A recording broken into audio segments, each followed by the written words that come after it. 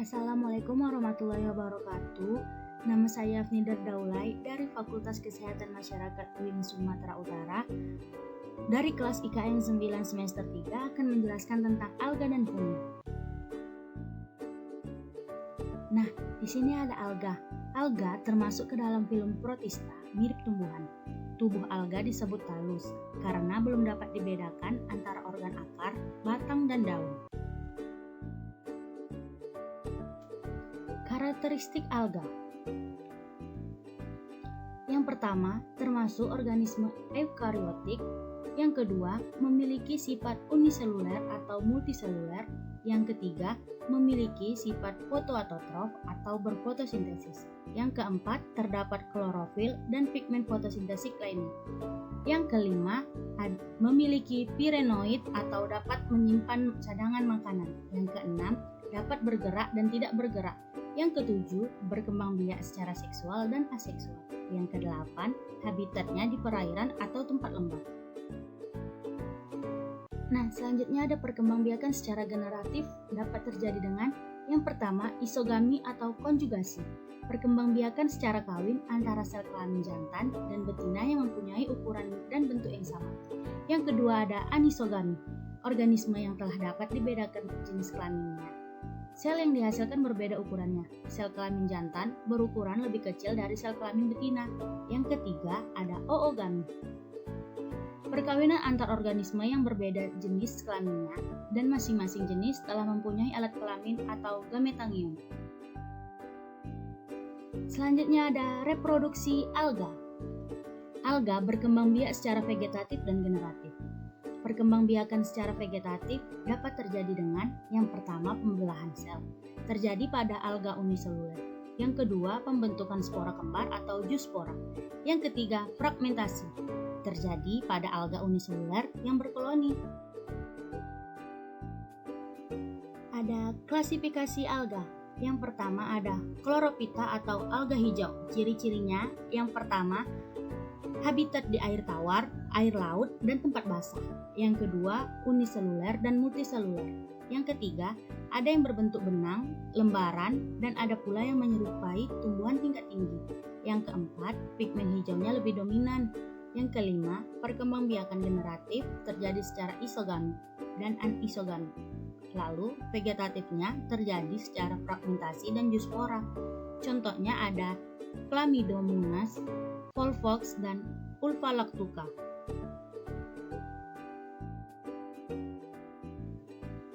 Selanjutnya ada Chrysophyta atau alga keemasan. Ciri-cirinya yang pertama, hidup di tempat basah, air tawar, air laut, dan tempat lembab. Yang kedua, uniseluler dan multiseluler. Yang ketiga, berbentuk cakram, pita, atau oval. Yang keempat, pigmen karotin lebih dominan. Yang kelima, reproduksi secara vegetatif dengan membelah diri. Yang keenam, reproduksi secara generatifnya dengan peleburan gamet. Contohnya itu ada Navicula dan Pauceria. Selanjutnya ada Pyrophyta atau alga coklat. Ciri-ciri yang pertama, habitatnya di laut. Yang kedua, multiseluler makroskopis. Yang ketiga, berbentuk benang atau lembaran. Yang keempat, pigmen fukosatinnya lebih dominan. Yang kelima, perkembangbiakan secara vegetatif dengan fragmentasi dan spora. Yang keenam, secara generatifnya dengan isogami. Contohnya itu ada Sargassum. Selanjutnya ada Rhodophyta atau alga merah. Ciri-cirinya yang pertama, umumnya hidup di laut, hanya beberapa yang di air tawar dan payau. Yang kedua, multiseluler. Yang ketiga, berbentuk benang atau lembaran. Yang keempat, pigmen vicoritin dan vicocyaninnya lebih dominan. Yang kelima, reproduksi vegetatif dengan pembentukan spora, generatifnya dengan oogami. Contohnya ada Euchema spinosum dan Gelidium. Selanjutnya ada Pyrophyta atau alga api. Ciri-cirinya yang pertama uniseluler, yang kedua dilengkapi oleh dua flagellata, yang ketiga tubuhnya memiliki zat fosfor, yang keempat jika di lingkungan gelap mampu memancarkan cahaya, yang kelima habitatnya di laut. Contohnya itu Nocticula. Selanjutnya ada Euglenophyta. Ciri-cirinya yang pertama, alga ini memperlihatkan ciri-ciri hewan dan tumbuhan. Yang kedua, uniseluler dan bersifat autotrof. Yang ketiga, bentuknya oval, bulat dan memanjang. Yang keempat, memiliki bintik mata dan sebuah flagellata. Yang kelima, hidupnya di air tawar yang keruh, contohnya Euglena. Selanjutnya ada fungi. Fungi merupakan organisme eukariotik yang memiliki dinding sel dan pada umumnya tidak motil. Karakteristik ini menyerupai tumbuhan. Namun, fungi tidak memiliki klorofil.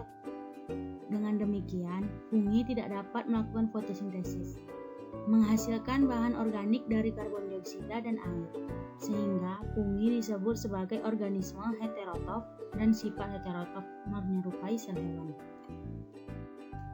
Ciri-ciri fungi. Yang pertama ada eukariotik, memiliki membran inti.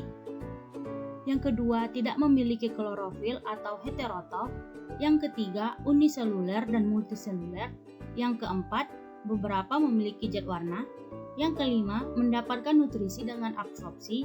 Yang keenam, bentuknya bermacam-macam. Yang ketujuh, dinding sel tersusun dari zat kitin. Yang kedelapan, berkembang dengan baik pada lingkungan lembab. Yang kesembilan, hidupnya menetap. Lalu ada cara hidup dan habitat fungi. Jamur bersifat heterotrof atau memperoleh zat organik dari hasil sintesis organisme lain.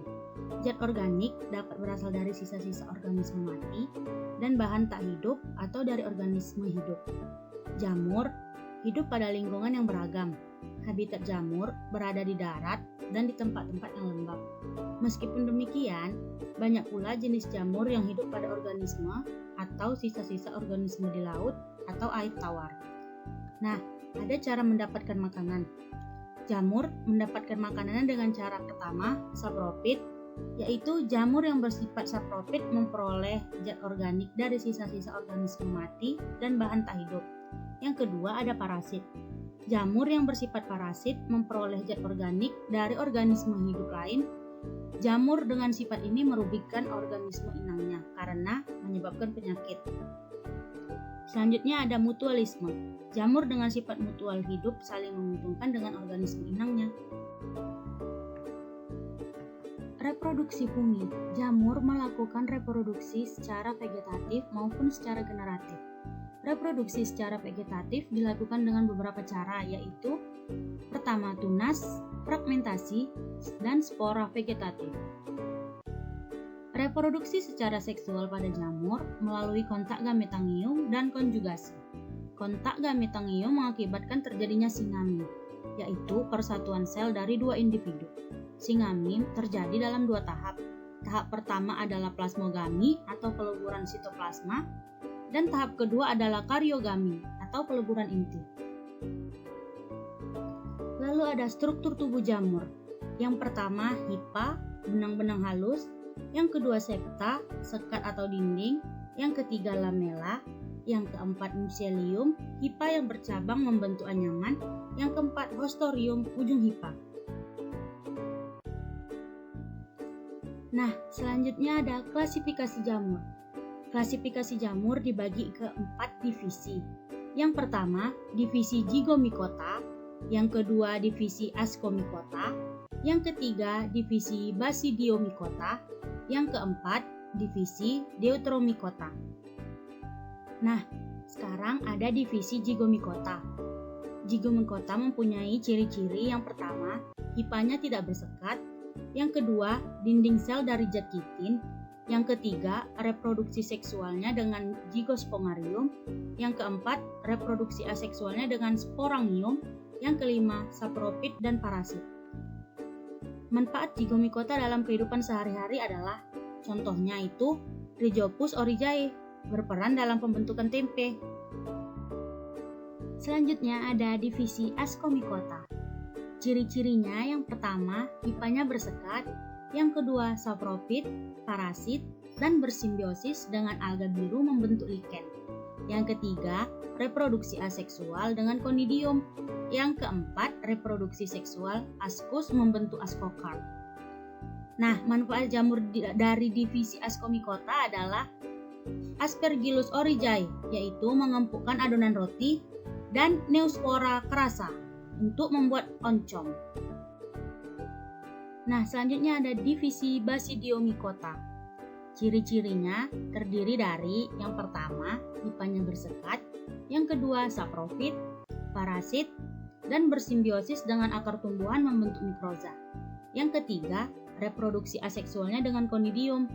Yang keempat, reproduksi seksualnya dengan basidium membentuk basidiokarp. Manfaat jamur dalam divisi Basidiomycota adalah yang pertama, Pleurotus sp. Biasanya dikonsumsi untuk sayuran. Yang kedua ada Saccharomyces cerevisiae untuk membuat minuman sake, tape, dan roti. Divisi Deuteromycota.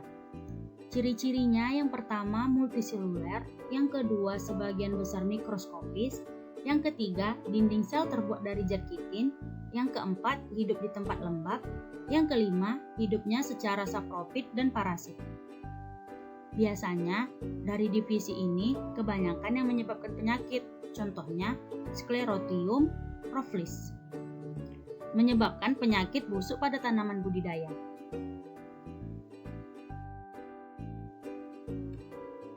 Thank you. Semoga bermanfaat ya ilmunya.